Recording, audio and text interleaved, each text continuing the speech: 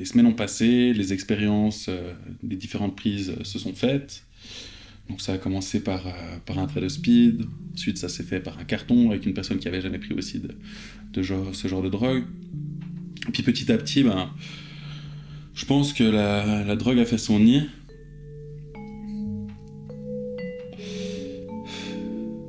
Et puis je me suis retrouvé dans une sacrée merde assez rapidement en fait. En quelque sorte, on n'était pas vraiment accro parce qu'on arrivait à s'en passer pendant un mois ou deux, mais on était quand même accro parce que après un mois ou deux, on faisait quand même toujours une soirée. On prévoyait toujours à l'avance une soirée. On se disait voilà, là c'est une grosse soirée tech, c'est un truc qu'on veut aller voir, ou c'est un festival, ou c'est un machin. Puis je veux dire, on savait, on prenait avec, on achetait avant, puis on savait qu'à cette soirée, on allait droguer. Ça a commencé par une fois de temps en temps, jusqu'à au bout d'un moment, dès qu'on sortait, si c'était même en semaine, ça nous arrivait d'en prendre, quoi. Et un mois plus tard, tu reprends. Et ensuite, un mois plus tard, de nouveau. Et genre, des années ont passé, et puis tout le monde a commencé à en prendre parce qu'on était un peu tombé dedans sans le vouloir. J'ai commencé à prendre assez régulièrement, sans m'en rendre compte. Finalement, c'est devenu un peu commun, mais j'ai toujours quand même, je pense, eu un certain recul sur tout ça et beaucoup de questionnements. Que ça a continué assez rapidement sur une pente assez ascendante, autant au niveau de la consommation que de tout en fait. Au niveau du ressenti, au niveau des gens qu'on rencontre, au niveau des soirées qu'on enchaîne, au niveau des endroits, au niveau des mensonges surtout. On se dit qu'il y a quelque chose qui ne va pas, mais est-ce qu'on veut vraiment le voir, le savoir? C'est compliqué. C'est arrivé vraiment très très loin, sans que personne me dise quoi que ce soit. Je consommais de plus en plus de dope, jusqu'au moment où ça allait plus du tout de nouveau, jusqu'au moment où je me mettais à consommer en semaine, même toute seule. Et puis, surtout la drogue dure, surtout la cocaïne. Ouais, ça s'installe petit à petit. Parce qu'il n'y avait personne pour me dire si je prenais trop ou pas. Et je ne sais pas à quel moment il a vraiment dérapé et qu'il a commencé avec les drogues très dures, l'héroïne et tout ça. Et du coup, c'est devenu quelque chose de plus banal. Et en fait, je dirais que c'est à ce moment-là que ça a commencé un peu à me dégoûter, c'est que ça devenait un peu banal, et puis c'était un peu, finalement, même plus temps pour des occasions, c'était un peu plus souvent, et puis... Au bout de quelques verres, t'es un peu bourré, du coup, t'as vite une envie, viens, on se fait un trait, puis un trait se transforme en 2, en 3, en 4, et puis tout d'un coup, c'est plus 2h du matin, mais c'est 7h du matin. C'était peut-être un peu trop fréquent. Et après, ça s'est un peu dégradé. J'ai vu que je pouvais en prendre énormément. Et puis, en prendre énormément, c'est aussi être quelqu'un de fort par rapport à ses amis. On valorise d'avoir pris autant. On se dit, ah, mais cette meuf, elle a pris une chier. Elle tient, elle est restée 4 jours en after. C'est génial. Mais le gars, il est pas rentré d'after depuis 3 jours, c'est trop cool. Putain, ouais, c'est trop cool, en fait, c'est génial. De toute façon, je travaille pas, c'était trop bien. Puis ils ont 15-16 ans, puis ça leur arrive déjà de faire ça les week-ends, quoi. Puis ils font la teuf du vendredi soir jusqu'au dimanche midi. Et j'avais pris, je pense, je sais pas, en tout cas un verre de MD, un jet de cocaïne, et puis 4-5 ecstasy. Ouais, ça s'estompe, puis du coup, t'as besoin de prendre toujours plus. Puis après, c'est devenu un peu plus grave, parce que j'ai quand même commencé à fumer ça. Puis quand tu fumes, t'as juste envie de prendre une latte, l'effet de dire, il dure 3 minutes, après, faut te refumer une latte directement après. Enfin, tu ressouffles la fumée, t'as envie de reprendre. Puis ça, tu t'enfermes beaucoup plus. Alors ça, je me suis beaucoup enfermé dans mon appart. Et on arrive à un stade où sans l'art, on mange plus, on sort plus vraiment, on vibre après la drogue en fait. Ça m'est arrivé de mettre de la MDMA dans mon coca, ça m'est arrivé de prendre des cartons en plein après-midi, de me barrer en plein milieu du cours pour aller faire une balade dans la forêt, puis revenir à 5h totalement éclaté. Plus quand j'en prenais quand même, parce que d'un côté j'avais envie de retrouver cet esprit de je m'en fous de tout que j'avais quand j'étais jeune ou que j'avais quand les premières fois que j'ai pris. Mais du coup, les excès ont aucune conséquence et puis ils deviennent un mode de vie. J'arrive pas à me dire, putain, là, t'es déjà trop libre, t'as déjà pris ça, ben, stop, maintenant, tu fais ta soirée et après tu rentres dormir. T'as ce côté où, par exemple, en semaine, tu vas prendre hyper soin de toi, tu vas manger bio, attention de pas trop manger de viande, je mange ces légumes-là, ces trucs comme ça, parce que ça fait du bien, machin et tout. Mais en week-end, t'es capable de faire absolument tout l'inverse, quoi, de vraiment bousiller quasi tous les efforts que t'as fait. Puis... Moi, j'aime bien la drogue parce que ça me fait voir des trucs, tu vois, et puis peut-être ça me fait prendre conscience de trucs, et puis peut-être que ça m'ouvre un peu les yeux sur ce que je suis. Je prenais de temps en temps, puis en fait, tu vois vite que tu te mens à toi-même. J'achetais le soir, et puis après, je consommais jusqu'à que j'ai plus rien, quoi. Puis même quand j'avais plus rien, c'était horrible, quoi. Ouais. Je me suis rendu compte que ça allait pas, quoi. Que j'abusais de nouveau beaucoup trop, mais encore beaucoup plus vénère, parce qu'il y avait vraiment ce milieu-là de la teuf, puis des apéros, où c'est aussi un geste social. Mais ça a été la descente aux enfers. Même pendant le boulot, bah, tu consommes un peu, après tu sors, tu fais ta soirée, tu recommences le lendemain à 5 heures le boulot, mais voilà, tu noces bien, et puis après, c'est reparti le lendemain, puis ça devient vite un truc répétitif, quoi. Et t'as l'impression qu'ils attendent le week-end prochain pour un peu se remettre bien. Et ça, c'est un peu le côté que je trouvais un peu triste. Je pense que tu sors un petit peu de ta personne, puis surtout quand t'es vraiment dans ce système où tu prends de la dope quotidiennement, c'est là où vient vraiment le problème. Puis ce qu'il faisait, il prenait direct ses pourboires, taxi, et puis il allait direct dans les rues en question, c'est qu'il savait qu'il y avait sa dealeuse, là. Puis il prenait des canettes dans la rue, là, pour se faire une pipe, et puis enfin avec n'importe quoi, avec un coude, avec la tuyauterie, n'importe quoi. Puis là, il se transformait, quoi. Là, tu le reconnaissais plus, quoi. Enfin, il fumait une latte, puis après, tu pouvais plus lui parler, quoi. J'ai quand même fait un peu de mal, enfin, ouais.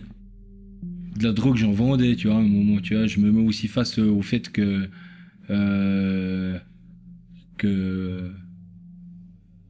j'aurais pas dû faire ça, dans le sens où c'est que j'ai conscience que à travers ça, il y a des gens qui savent absolument pas se gérer, tu vois. Je sais pas, même à vendre un petit peu comme ça, mais bon, j'étais un désastre. Je savais que j'étais pas trop un businessman, et puis que finalement je commençais à taper dedans tout le temps, alors je finissais tout ce que j'avais finalement. Mais justement, c'est pour ça que j'étais vraiment un mauvais dealer à l'époque, parce que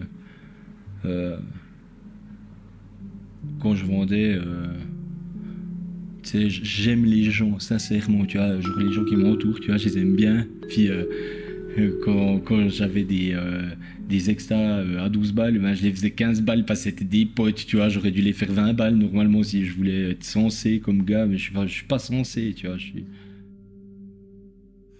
Plus aucun souvenir de rien. Toutes les soirées que je faisais, c'était que du blackout de 12 heures de temps. Il y a plein de gens que j'ai rencontrés que je ne pourrais pas remettre aujourd'hui parce que je ne sais pas qui c'est, simplement. Je n'ai pas de souvenir du tout de ces gens. Vraiment, tu commences à être seul, quoi, vraiment, en fait. Parce qu'il n'y a rien qui te reste de la nuit, tous les gens avec qui tu as fait la noce, finalement, après le lendemain, un peu quand tu es mal, tu n'as pas quelqu'un à qui tu peux le raconter. Puis que je voyais plus d'autres potes que j'avais l'habitude de côtoyer, puis que même j'étais devenue un peu hautaine aussi avec eux. Pour moi, c'était ouais, faites pas la teuf comme nous, faites pas la vraie teuf. Je crois que je me suis éloignée un peu de l'équipe d'amis contre ça, et je me suis rapprochée peut-être un peu de l'équipe d'amis qui faisait beaucoup la fête.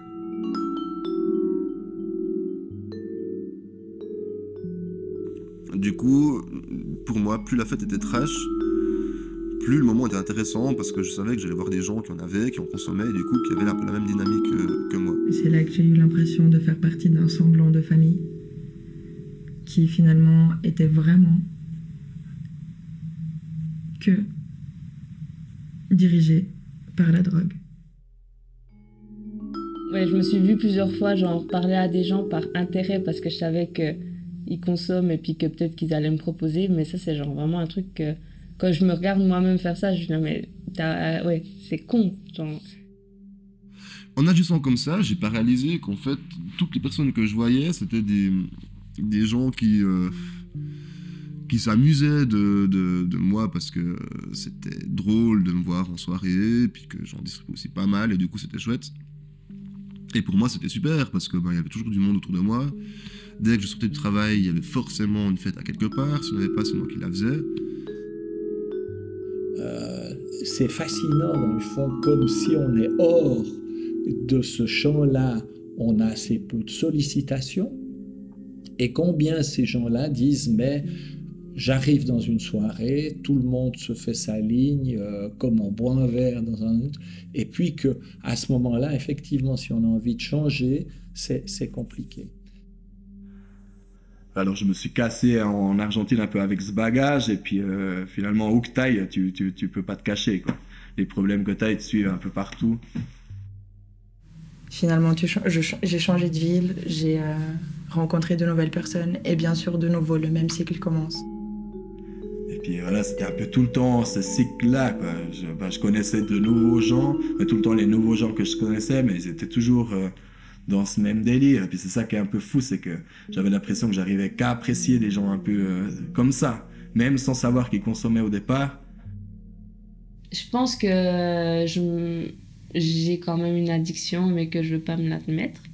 Mais après, je m'auto-convainc en quelque sorte que tant que ça reste en cadre festif, ça va. Il s'agit de distinguer celui, je pourrais dire, qui est consommateur et celui qui est dans une dépendance. Plus les effets positifs étaient moindres et plus les effets négatifs étaient là. Et puis, je pense que ceux qui ont le moins de soucis à ce niveau-là, à travers la drogue, c'est ceux qui sont bien avec eux-mêmes, enfin, sereins avec soi.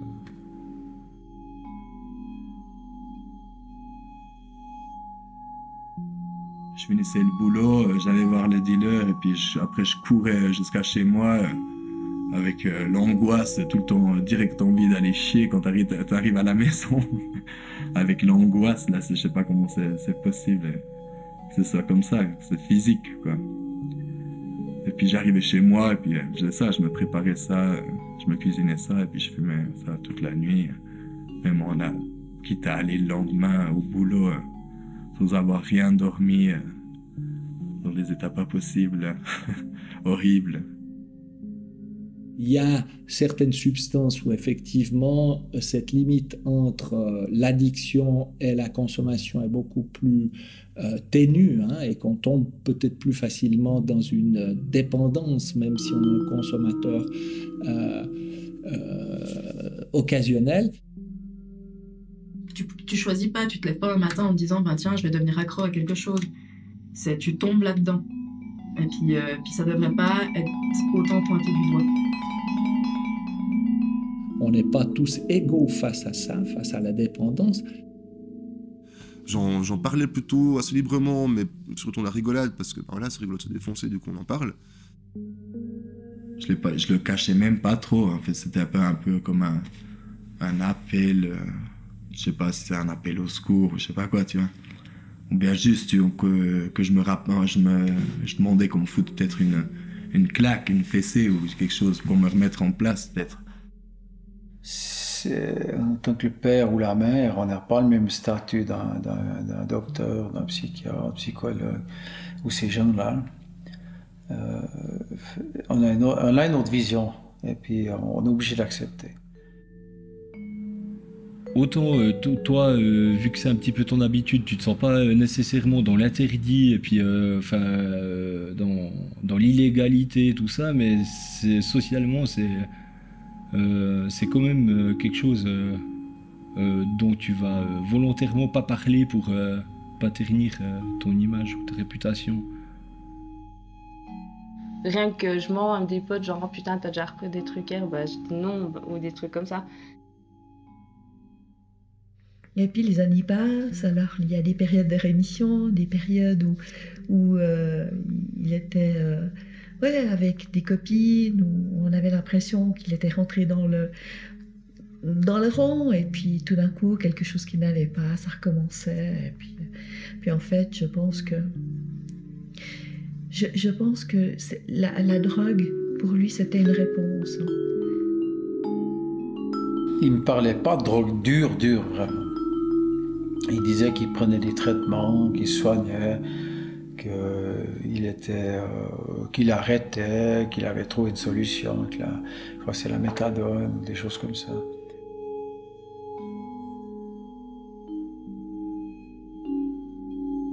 Après, il y a eu la méthadone, et puis après la drogue avec la méthadone, et puis après on s'injecte la méthadone, et puis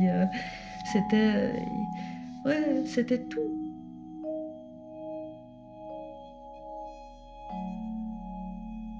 Bah, c'est déjà assez difficile parce que tu te dis, ok, j'ai un problème.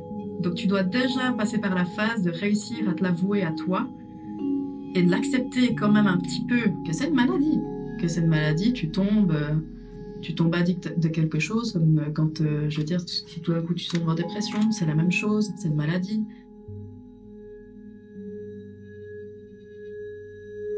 Enfin, c'est très variable. Hein, ça, donc il y a probablement des phénomènes à la fois biologiques et à la fois effectivement des contextes psychologiques, psychosociaux, hein, biopsychosocial, qui favorisent et qui rentrent dans une dépendance. On pourrait dire que c'est des mouvements circulaires. Hein.